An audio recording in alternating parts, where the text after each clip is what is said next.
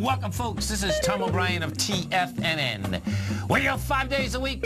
We go 10 hours a day. We go 24 hours a day on the internet at TFNN.com. Always remember, folks, whatever you think about, you bring about. Whatever you focus on grows. Hope everyone's having a great day, safe day. Let's make it a great night, folks. Believe in the magic of tomorrow, and your spirits will be lifted on the wings of hope. Market-wise, let's take a look at it out here. We had the Dow Industrials closed down 392, NASDAQ off 146, S&P's down 54, gold contract up $16.60 at 11.08. Gold, folks, on its way to the 1,200 level. Suspect, we'll see what it does at about 11.54. You had the wide price spread. You had the accelerated volume, all the above. It wants higher price. Silver finally caught a bid. Silver up 31 cents, $14.29. Platinum flat at $8.78 an ounce. Copper got smoked, down 6.5 pennies at $2.02 a pound. We'll see if, in fact, copper can hold the $2 level. Copper got to $1.99. It did reject price. Monster volume down there, though, so I suspect it's going to get tested again. Oil continued down 70 cents, $33.28. Oil wants to run under that $30 mark. It looks like it's an ABC structure on the way down. What it had done yesterday, it took out its low. Monster volume as it took out its low. Your price projection there is $28, $28 and some change. Bonds, 10-year up 10 ticks, 127.06. 30 up 17 ticks, 156.04. Now, these bonds, they finished the day pretty good, real good, actually. Prior to the open, they couldn't catch a bid, which was really unusual.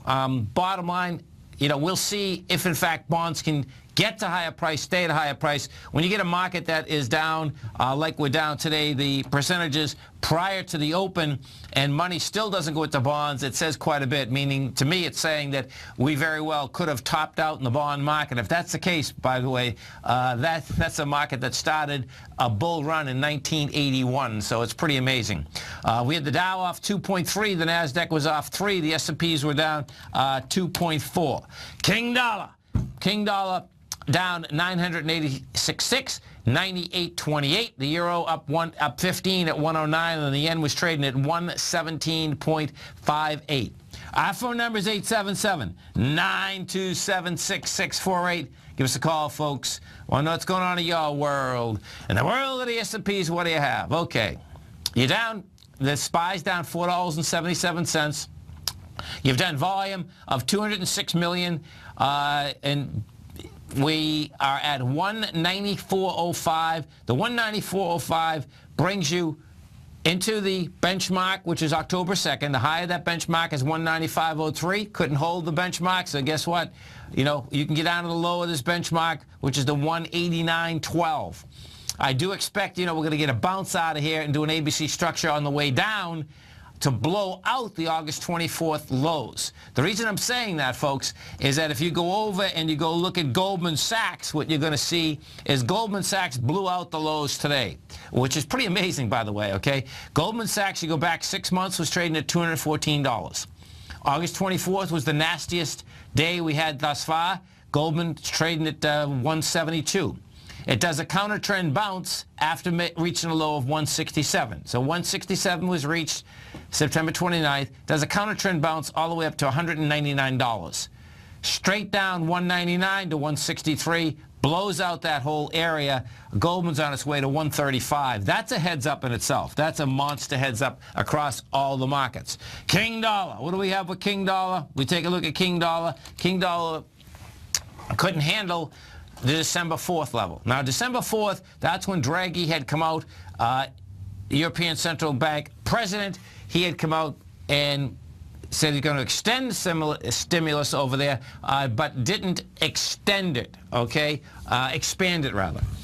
That's when the dollar index went from 100.7 down to 97. 125,000 contracts. We had been doing a counter-trend bounce going up into that level.